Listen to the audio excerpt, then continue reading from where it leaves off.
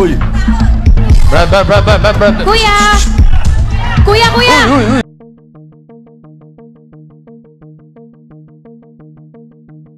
Usap-usapan ngayon ang latest episode ng longest noontime show na Eat Bulaga. Ito ay matapos magkaroon ng insidente sa naturang show ang contestant sa kanilang segment na Pera Fee.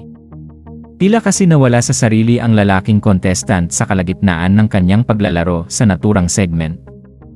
Bigla nang alamang itong naglakad papalayo kina Bossing at lumapit sa kanilang kasamang babae sa Eat Bulaga. Niyakap din ang naturang contestant ang kasamahan ni na Bossing. Kaya naman agad na nagpanik ang lahat sa studio at pinigilan ang lalaking contestant. Kuya dito tayo kuya, kinakabahan Bossing kapag ganyan nakalakyo, nakakakaba na yan. Ito na nga lamang ang nasabi ni Miles Ocampo sa lalaking contestant. Habang si Bossing naman ay sinabi na mag-relax ito at tinanong ang lalaki kung mayroon ba itong problema.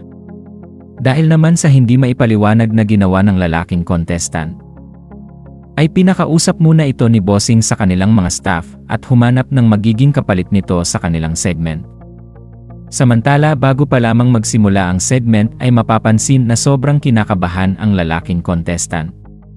Kaya naman hinala ng The Barkads ay baka nagkaroon ito ng anxiety dahil hindi kinayanan ang nakakakabang segment ng Eat Bulaga.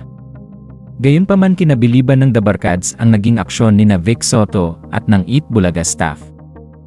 Anila ay napakagaling talaga mag-handle ni na Bossing Vic at ng buong Eat Bulaga kapag may ganitong mga pangyayari.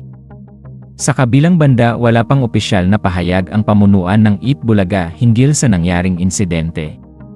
Inaasahan naman na kanilang ipapaliwanag ang nangyari sa lalaking contestant.